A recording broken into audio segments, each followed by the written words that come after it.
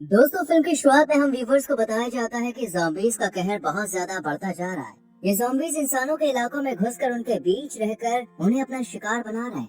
इन zombies का खाना इंसानी दिमाग है, जिसे खाकर ही इनकी भूख शांत होती है। हाल ही में हुई नीदरलैंड नाम की एक जगह पर भी पार्टी में ज़ॉम्बीज़ ने हमला कर दिया था और वहाँ का माहौल तहस नहस कर डाला। इंसानों का दिमाग निकाल कर उनसे अपनी भूख शांत की।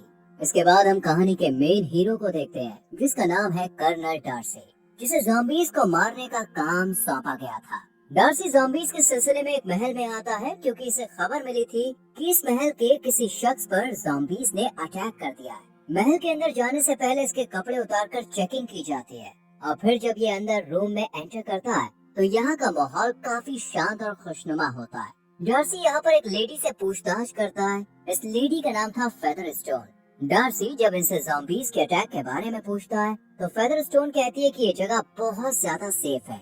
यहाँ पिछले 2 सालों से ज़ॉम्बीज़ की बुरी परछाई तक नहीं पड़ी है। इस पर डार्सी कहता है कि ज़ॉम्बी की पहचान करना बहुत मुश्किल है, क्योंकि वो शुरुआत में बिल्कुल नॉर्मल इंसानों की तरह ही रिएक्ट करते हैं और ये बर्ताव वो तब तक करते हैं जब तक कि वो एक आध इंसानी दिमाग ना खा ले। खैर, डार्सी फेदरस्टोन की बात पर यकीन कर लेता है और यहाँ कार्ड्स खेलने के बहाने कुछ देर और रुक जाता है। खेलने के दौरान डार्सी एक बोतल निकालता है जिसके अंदर कुछ मक्खियाँ कैद थी। इन मक्खियों की खूबी ये थी कि ये सिर्फ मरे हुए इंसान यानी ज़ॉम्बीज़ की बॉडी पर ही बैठती थी। जैसे ही डार्सी बोतल खोलता है तो मक्खियाँ तुरंत यहीं बैठे एक शख्स के शरीर पर बैठना शुरू कर देती हैं, यानी यही आदमी इन्फेक्टेड था। ये देखकर डार्सी बिना देर किए इस आदमी को बेरहमी से मारकर इन्फेक्शन फैलने से बचा लेता है और जब इस आदमी का हाथ चेक करता है तो हाथ पर किसी के काटने का निशान होता है, यानी ये आदमी सच में ज़ॉम्बी बन गया था। अब डार्सी फिर से फेदरस्टोन से पूछताछ करता है और कहता है कि अगर कोई और यहाँ इन्फेक्टेड है तो मुझे अभी बता दो, लेकिन फेदरस्टोन मना कर देती है। जिसके बाद डार्सी यहाँ से रवाना हो जाता है, लेकिन तभी एक लड़की तेजी से ऊपर की तरफ भागती है और जब ये किंग की बेटी के रूम को खोलकर अंदर दाखिल होती है तो किंग की बेटी का चेहरा काफी डरावना होता है, यानी ये भी एक ज़ॉम्बी बन चुकी थी। ये देखकर लड़की के चेहरे का रंग उड़ जाता है और इससे पहले कि ये बात किसी और को बता पाती, इतने में ये ज़ॉम्बी लड़की इस पर अटैक कर इसे भी अपना निशाना बना लेती है। इसके बाद हमें मिस्टर बेनेट को दिखाया जाता है, जो 5 बहादुर बेटियों के फादर थे। पांचों बेटी खूबसूरत होने के साथ साथ मार्शल आर्ट में भी काफी माहिर थे, लेकिन लड़कियों का यूं लड़ाई झगड़ा करना इनकी माँ को बिल्कुल अच्छा नहीं लगता था। हर शाम को पांचों बहनें पार्टी में जाती है और यहाँ एक फेमस शख्स बिंगली भी मौजूद होता है। बिंगली जेन की तरफ काफी अट्रैक्ट होता है, इसलिए वो उसे अपने साथ डांस करने के लिए कहता है और जेन भी राजी हो जाती है। बिगली के दोस्त डार्सी के साथ जेन की बहन एलिजाबेथ भी डांस करने की इच्छा जाहिर करती है, पर डार्सी इनकार कर एलिजाबेथ का दिल चकनाचूर कर देता है। गुस्से में एलिजाबेथ पार्टी से बाहर निकल आती है और यहाँ इसकी मुलाकात होती है फेदरस्टोन से, जो कि अब ज़ॉम्बी बन गई थी। फेदरस्टोन एलिजाबेथ को कुछ सीक्रेट बताने की कोशिश करती है, लेकिन तभी डार्सी से शूट करके मार डालता है और इसके बाद पार्टी में और भी ज़ॉम्बीज आकर तबाही मचा देते हैं। इन ज़ॉम्बीज को मारने के लिए पांचों बहनें अपनी पोजीशन ले लेती हैं और सब ज़ॉम्बीज को मार गिराती हैं। इनका खतरनाक रूप देखकर बिंगली और डार्सी भी हैरान रह जाते हैं। अगले दिन जेन अपनी फैमिली से विदा लेकर बिंगली के घर जाने लगती है, क्योंकि बिंगली ने इसे चाय पर बुलाया था। जेन सफर पर आगे बढ़ ही रही होती है कि इतने में इस पर ज़ॉम्बीज अटैक कर देते हैं। जेन सबको बहादुरी से मार गिराती है, पर एक ज़ॉम्बी से जख्मी कर लहूलुहान कर देता है। अगले दिन जब जेन को होश आता है तो वो बिंगली के घर में होती है। डार्सी एलिजाबेथ को जेन के पास उससे मिलवाने के लिए लाता है और साथ ही चुपके से अपनी मक्खियों को भी बोतल से बाहर निकाल देता है, लेकिन एलिजाबेथ एक एक करके सभी मक्खियों को पकड़ लेती है। डॉक्टर जेन को चेक करने के बाद बताता है कि जेन को ज़ॉम्बीज ने नहीं काटा है, वो एकदम ठीक ठाक है। इसके बाद जेन से मिलने उसकी पूरी फैमिली बिंगली के घर पहुंचती है और जेन अपनी फैमिली को देखकर बहुत खुश होती है। कुछ देर बाद एलिजाबेथ अपनी फैमिली और जेन के साथ अपने घर के लिए निकल पड़ती है, लेकिन जेन के जाने से बिंगली बिल्कुल खुश नहीं होता, क्योंकि ये इससे प्यार करने लगा था। जब एलिजाबेथ अपने घर पहुंचती है तो यहाँ उसका कजन कॉलिन आता है, जो एलिजाबेथ की मॉम से कहता है कि मैं जेन से शादी करना चाहता हूँ, लेकिन मॉम साफ मना कर देती है, क्योंकि वो अमीर तरीन बिंगली को अपना दामाद बनाकर जेन की जिंदगी को खुशहाल बनाने का फैसला कर चुकी थी। कॉलिन का दिल रखने के लिए मॉम कहती है कि तुम एलिजाबेथ से शादी कर लो, लेकिन एलिजाबेथ इस शादी से बिल्कुल खुश नहीं होती, इसलिए वो मना कर देती है। इसके बाद चारों बहनें कॉलिन के साथ लंदन के महल के लिए रवाना होती हैं। कुछ देर तक तो रास्ता एकदम साफ और खतरे से खाली होता है, लेकिन थोड़ी दूर चलने पर इनके सामने ज़ॉम्बीज आने लगते हैं।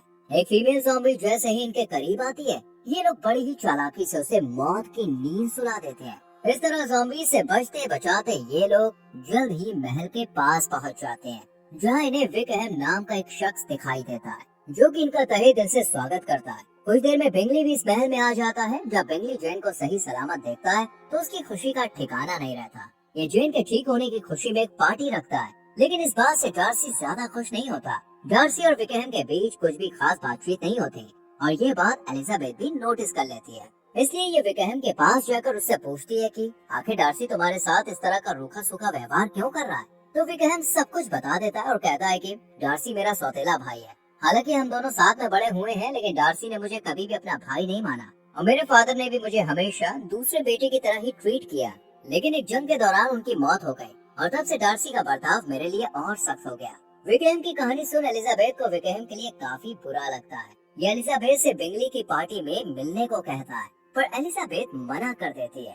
लेकिन जब विकहम ज्यादा जिद करता है तो फाइनली एलिजाबेथ पार्टी में आने के लिए रेडी हो जाती है। इसके बाद हम पार्टी का माहौल देखते हैं। इस खुशनुमा माहौल में ज़ॉम्बीज़ आकर तबाही मचा देते हैं और एलिजाबेथ की बहन गायब हो जाती है। एलिजाबेथ अपनी बहन को ज़ॉम्बी से बचाने के लिए बिंगली की मदद लेती है और दोनों उसे ढूंढने लगते हैं। लेकिन अंधेरा ज्यादा होने की वजह से बिंगली का पैर स्लिप हो जाता है और वो नीचे गिर पड़ता है, जिसके बाद मौका देकर ज़ॉम्बी एलिजाबेथ को भी चारों तरफ से घेर लेते हैं। अभी एलिजाबेथ इनसे निपटने के बारे में सोच ही रही होती है कि तभी यहाँ डार्सी हीरो की तरह एंट्री लेता है और ज़ॉम्बीज़ को मारने लगता है। इस तरह डार्सी अकेला ही सब ज़ॉम्बीज़ का काम तमाम कर देता है और जब बिंगली के पास जाकर देखता है तो उसकी हालत काफी खराब होती है। ये देखकर डार्सी को लगता है कि बिंगली की ये हालत ज़ॉम्बीज़ के काटने की वजह से हुई है, इसलिए ये दिल पर पत्थर रखकर बिंगली को मारने ही वाला होता है कि तभी एलिजाबेथ इसे रोक लेती है और बताती है कि इस सीढ़ियों से गिर गया है, ये इन्फेक्टेड नहीं है। ये सुनकर डार्सी बिंगली को यहाँ से बाहर ले जाता है। इन सब के बाद डार्सी बिंगली को लेकर यहाँ से इंग्लैंड चला जाता है और बिंगली की बहन एलिजाबेथ को एक लेटर भेजती है, जिसमें वो बताती है कि बिंगली डार्सी की बहन से शादी करने के लिए जा रहा है। लेकिन जेन को यकीन था कि वो सिर्फ जेन से ही प्यार करता है। इसके बाद कॉलिन फिर से एलिजाबेथ के घर आकर उसे शादी के लिए फोर्स करता है, लेकिन इस बार भी एलिजाबेथ साफ शब्दों में उसे ना कह देती है, जिससे एलिजाबेथ की मॉम उस पर बहुत गुस्सा करती है और नाराज होकर एलिजाबेथ कुछ देर के लिए जंगल की तरफ निकल जाती है। यहाँ एलिजाबेथ को 4 अजीब से शख्स दिखाई देते हैं, जिन्हें देखकर एलिजाबेथ थोड़ा डर जाती है। पर तभी यहाँ विकहम आ जाता है, जिसे देखकर एलिजाबेथ इससे पूछती है, आखिर तुम पार्टी में अचानक कहाँ गायब हो गए थे। इस पर विकहम कोई जवाब नहीं देता और इसे एक बेहद खास जगह पर ले जाने लगता है, जो कि एक चर्च था। यहाँ एलिजाबेथ ये देखकर हैरान रह जाती है कि ये जगह ज़ॉम्बीज़ से भरी हुई है, यहाँ कोई भी नॉर्मल इंसान नहीं है। एलिजाबेथ बचाव में इन पर अटैक करने के बारे में सोचती है, लेकिन विकहम ऐसा ना करने की सलाह देता है,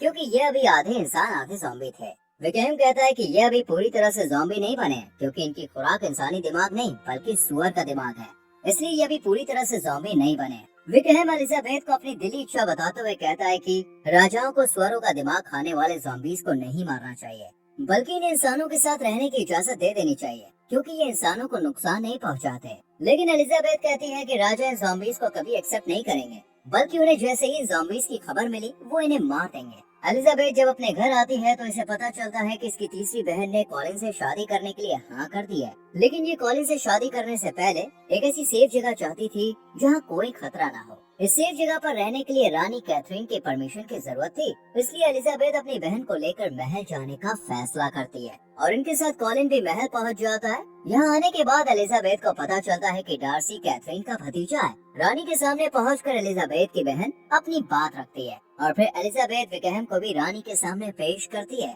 विकहम रानी को सुअरों का दिमाग खाने वाले ज़ॉम्बीज़ के बारे में बताता है और कहता है कि हम इनके साथ मिलकर मुश्किल से मुश्किल लड़ाई लड़ सकते हैं, लेकिन कैथरीन ज़ॉम्बी का साथ नहीं चाहती थी, इसलिए ये मना कर देती है। विकहम कैथरीन को समझाता है कि एक इंसान को सोल्जर बनने में 16 साल जितना लंबा समय लगता है, लेकिन ज़ॉम्बीज़ में कुछ घंटे या कुछ मिनट, इसलिए हमें ज़ॉम्बीज़ की मदद ले लेनी चाहिए। विकहम रानी को मनाने के लिए डार्सी की भी हेल्प लेने की कोशिश करता है, पर कोई फायदा नहीं होता और रानी भी इसकी बात नहीं मानती। ये देखकर विकहम महल से रवाना हो जाता है। डार्सी अगर रानी को समझाता तो शायद वो मान जाती, लेकिन उसने खुद मना कर दिया। इस बात से एलिजाबेथ को डार्सी पर और गुस्सा आता है। रात को जब एलिजाबेथ अपने रूम में होती है तो इसे नींद नहीं आती, इसलिए ये बाहर निकल आती है। जहाँ इसके सामने विकहम आता है और एक बड़ा खुलासा करते हुए कहता है कि बिंगली और जेन सिर्फ और सिर्फ डार्सी की वजह से ही अलग हुए हैं। विकहम एलिजाबेथ को पसंद करने लगा था, इसलिए ये इसे भागकर कहीं दूर साथ चलने को कहता है, पर एलिजाबेथ इस बड़े कदम को उठाने से साफ इनकार कर देती है। अगली सुबह डार्सी एलिजाबेथ के पास उससे मिलने आता है और कहता है कि मैं तुमसे शादी करना चाहता हूँ, पर एलिजाबेथ पहले से ही डार्सी से काफी नाराज थी, इसलिए ये बिना सोचे समझे इसके ऑफर को ठुकरा देती है और बिंगली और जेन को अलग करने का इल्जाम भी इसी पर लगाती है। लेकिन डार्सी शांत रहता है। एलिजाबेथ का गुस्सा बढ़ता जाता है और ये न सिर्फ डार्सी पर हमला करती है बल्कि उसकी तरफ सामान भी फेंकने लगती है, पर डार्सी बिना कुछ कहे यहाँ से चला जाता है। कुछ टाइम के बाद डार्सी एलिजाबेथ को एक लेटर लिखकर भेजता है जिसमें ये बताता है कि मैंने तुम्हारी माँ की सारी बातें सुन ली थी। दरअसल एलिजाबेथ की माँ ने कहा था कि उसकी सारी बेटियां अपने फायदे के लिए शादी करेंगी। जब ये बात डार्सी के कानों तक पहुंची तो उसे एलिजाबेथ की पूरी फैमिली लालची लगी और उसे बिंगली को बचाने के लिए जेन से दूर कर दिया। इस लेटर में डार्सी विकहम के बारे में भी बताता है कि मेरे फादर के मरने के बाद जितनी भी प्रॉपर्टी फादर ने विकहम के नाम पर की थी, मैंने उसे उसका पूरा हिस्सा दे दिया था। मैंने उसकी संपत्ति का एक भी हिस्सा अपने पास नहीं रखा, लेकिन उसने अपने सारे पैसे उड़ा दिए। जब पैसे खत्म हो गए तो फिर से वो मुझसे पैसे मांगने लगा, पर मैंने उसे नहीं दिए। ये देखकर उसने मेरी छोटी बहन को फंसाने का प्लान बनाया, क्योंकि हमारे फादर ने उसके नाम भी कई सारी संपत्ति की थी, जिसे हड़पने के लिए विकहम ने डार्सी की बहन से भागने को कहा। पर इस कदम को उठाने से पहले ही डार्सी को विकहम के नापाक इरादों की भनक लग गई और उसने अपनी बहन को विकहम की सारी सच्चाई बताकर उसे विकहम से दूर कर दिया। ये सब पढ़ने के बाद अब एलिजाबेथ को समझ आ जाता है कि जिस विकहम को वो बहुत अच्छा समझ रही थी, वो असल में बहुत ही शातिर, चालाक और लालची इंसान है जो सबको अपनी बातों में फंसाता है। डार्सी ने लेटर में अपने प्यार का इजहार भी किया, साथ ही ये भी बता दिया कि वो अब शायद कभी न मिल पाए, क्योंकि डार्सी को एक मिशन पर भेजा गया है जहाँ लंदन के एक इलाके में बहुत सारे ज़ॉम्बीज़ ने हमला कर दिया है। इन ज़ॉम्बीज़ को मारने की जिम्मेदारी डार्सी को ही सौंपी गई है। डार्सी इस हमले को देखकर समझ जाता है कि ये एक सोची समझी साजिश का नतीजा है और ये प्लानिंग ज़ॉम्बीज़ कर ही नहीं सकते। इसके पीछे जरूर किसी इंसान का हाथ छुपा हुआ है। इधर लेटर पढ़ने के बाद अब एलिजाबेथ अपने सख्त बर्ताव के लिए काफी रिग्रेट फील करती है। इतने में इसकी छोटी बहन आकर इसे बताती है कि विकहम हमारी बहन को अपने साथ भगाकर ले गया है और उसने उसे ज़ॉम्बीज़ वाले चर्च में रखा है। ये सुनकर एलिजाबेथ काफी घबरा जाती है, क्योंकि विकहम एक बुरा इंसान था जिसके चंगुल से अपनी बहन को निकालना बहुत जरूरी था। इसलिए अब एलिजाबेथ खुद उसे बचाने के लिए वहाँ जाने का फैसला करती है। अभी एलिजाबेथ सफर की तैयारी कर ही रही होती है कि इतने में रानी कैथरीन अपने गार्ड के साथ एलिजाबेथ के पास आ जाती है। कैथरीन को डार्सी और एलिजाबेथ के रिश्ते के बारे में पता चल चुका था, इसलिए ये एलिजाबेथ से कहती है कि तुम मुझसे वादा करो कि तुम किसी भी सामाजिक शादी में शरीक नहीं होगी और डार्सी से भी दूर रहने की सलाह देती है। लेकिन एलिजाबेथ रानी की बात नहीं मानती है। ये देखकर कैथरीन को काफी गुस्सा आता है और ये गार्ड को एलिजाबेथ के साथ दो दो हाथ करने के लिए कहती है। गार्ड एलिजाबेथ के साथ फाइट करने लगता है और एलिजाबेथ इसके सामने थोड़ी कमजोर पड़ती हुई नजर आती है। इसी बात का फायदा उठाकर गार्ड एलिजाबेथ का गला जोर से पकड़ लेता है, पर एलिजाबेथ भी हार नहीं मानती और इस पर वार कर देती है और ऊपर से पत्थर गिरने के कारण गार्ड इस मलबे के नीचे दबकर मारा जाता है। एलिजाबेथ का ये बहादुरी भरा कारनामा देखकर कैथरीन भी हक्का बक्का रह जाती है और इससे इम्प्रेस होकर इसे माफ कर देती है और डार्सी से मिलने की इजाजत दे देती है। रानी से परमिशन मिलने के बाद एलिजाबेथ अपनी बहन के साथ आगे का सफर शुरू करती है। इधर हम बिंगली को देखते हैं जो ज़ॉम्बी को मारने की कोशिश करता है। ये इन पर बम फेंकने वाला होता है, लेकिन एक ज़ॉम्बी इस पर अटैक कर देता है और सही टाइम पर एलिजाबेथ की बहन जेन बिंगली को आकर बचा लेती है। जेन को अपने सामने देखकर बिंगली बहुत ज्यादा खुश होता है और दोनों एक बार फिर से मिल जाते हैं। इधर डार्सी ज़ॉम्बीज़ के बीच बुरी तरह से घिर चुका होता है, लेकिन इतने में एलिजाबेथ यहाँ आकर डार्सी को ज़ॉम्बीज़ से आजाद करवा देती है। एलिजाबेथ को यहाँ देखकर डार्सी खुश होने के साथ साथ थोड़ा हैरान भी होता है और यहाँ आने का कारण पूछता है। एलिजाबेथ कहती है कि विकहम मेरी बहन को अपने साथ ज़ॉम्बी वाले चर्च में लेके आए, वो खतरे में है। ये सुनकर डार्सी बताता है कि तुम्हारी बहन का मिलना बहुत मुश्किल है, क्योंकि वो चर्च तो 5 दिन पहले ही जमीन के नीचे धंस गया था। ये सब जानने के बाद एलिजाबेथ और ज्यादा परेशान हो जाती है, लेकिन डार्सी इसकी बहन को ढूंढने के लिए अकेला ही चर्च की तरफ रवाना हो जाता है। लेकिन एलिजाबेथ इसे अकेले इस मुसीबत में फंसने नहीं दे सकती थी, इसलिए ये खुद भी इसके पीछे पीछे चली जाती है। कुछ देर में डार्सी चर्च के पास पहुंच जाता है और यहाँ इसका सामना होता है विकहम से।